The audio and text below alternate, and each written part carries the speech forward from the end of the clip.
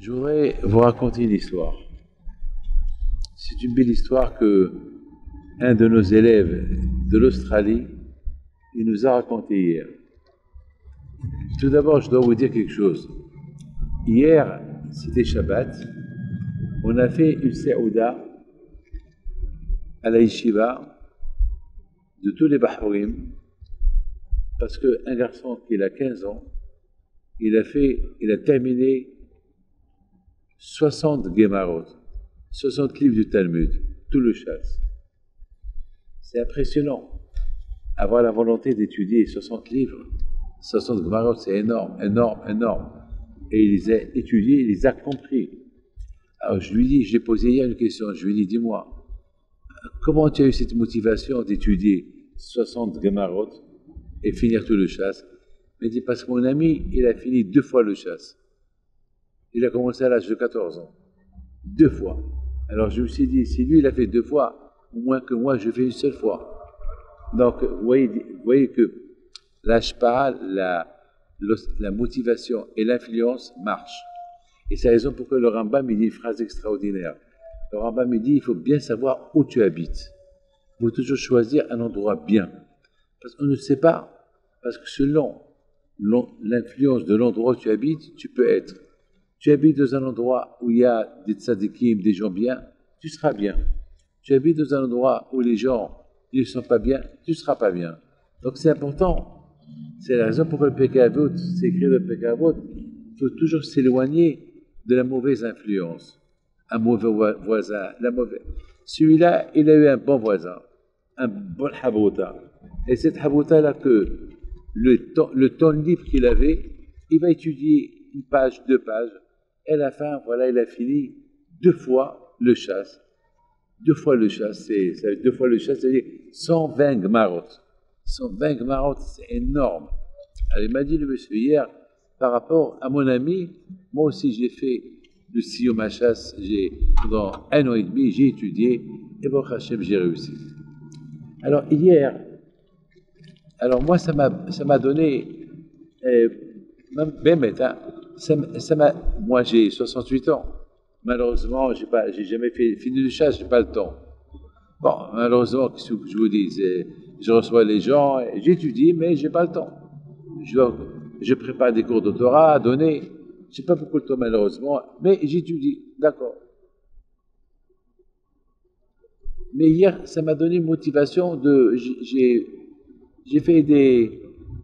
pris sur moi hier des choses que je dois faire dans la vie. Voilà. Je ne peux pas vous dire quoi, mais j'ai pris sur moi des choses que je dois faire dans la vie. Il y a eu une personne parmi nos invités, il nous a raconté une belle histoire. Bémet, hein. Il nous a raconté qu'il est parti pour la semaine dernière. Il nous a raconté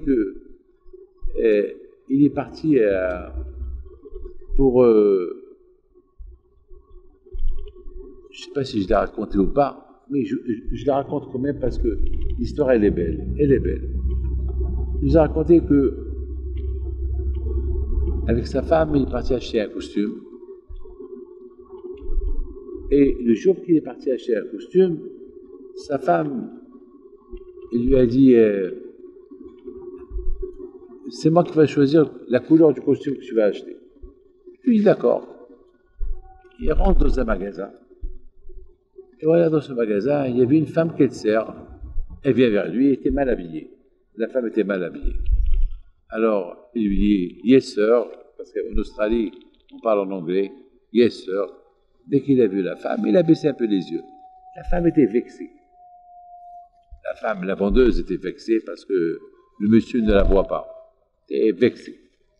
Il n'a pas répondu. Bon, il a choisi le costume. Il a commencé à lui faire la tête, la femme. À un moment donné, Sa femme, elle l'a aidé pour choisir le costume, il a acheté le costume. Bon, il est parti chez lui. En allant chez lui, en fermant la porte, il a reçu un coup dans les mains, avec la porte. Il avait un peu mal, bon, il a mis de la glace, et il s'est dit que, bon, allez, je vais écouter un cours de Rabbi David. Donc, dans la paracha de cette semaine, on parle de ne pas avoir le lin et la laine, sha'atnez. Donc, si tu achètes un costume, tu achètes des vêtements, il faut faire attention avec le lin et la laine.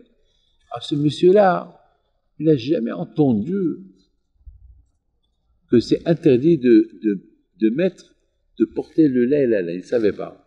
Sha'atnez. Il y a même les femmes, beaucoup de fois le lin et la laine, on peut le trouver même dans les salons.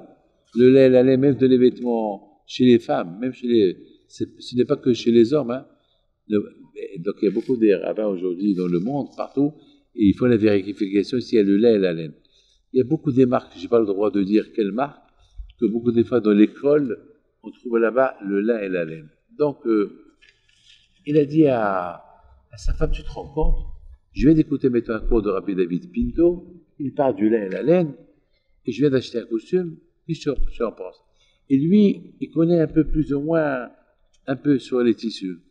Et là, en brûlant les tissus, il peut savoir, il a découvert le costume qu'il a acheté, il y avait le lin et la laine. Il dit à sa femme, tu te rends compte, Hachem, il m'a donné une récompense. Parce qu'aujourd'hui, j'ai fait attention pour ne pas trop faire une avéra, ne pas regarder cette femme-là, et surtout même qui était en colère contre moi, je me suis bien comporté avec elle. Alors qu'Hachem, il m'a réveillé pour découvrir cette mitzvah, le lin et la laine qu'on n'a pas le droit de mettre. Et il se lève, et tout de suite, il dit à sa femme, tu sais qu'aujourd'hui, c'est la Elula de Rabbi Moshe Aaron Pinto, le 5 Elul. Ça veut dire que grâce à la mitzvah qu'elle a fait, pour ne pas regarder ce qui est interdit de voir, Akadosh Baruch Hu, il lui a donné à voir clair une mitzvah à faire. Vous savez, lorsqu'on fait attention à une mitzvah, Akadosh Baruch Hu va t'aider à faire une autre mitzvah. Parce qu'entre vous et moi, qu'est-ce qu'on perd si on cherche, si elle le lait, la laine? C'est quoi la raison? On ne sait pas. C'est Xerat HaKodesh. Ça, c'est, mes amis, une mitzvah à faire. Il y a beaucoup de mitzvahs dans la Torah. Vous ne connaissez pas les raisons pour lesquelles il faut les faire. Il n'y a pas de raison. Il faut les faire. Comme ne pas manger le cochon, on ne sait pas pourquoi. On ne mange pas le cochon. Mes amis, Shana Tova, que Dieu protège. Il y a beaucoup de gens qui disent, à Rosh Hashanah, je vais prendre sur moi une mitzvah. Pourquoi pas? Prendre sur moi la mitzvah, ne pas porter le lin et la laine. Faire une vérification des vêtements. Que Dieu protège jamais qu'à ça.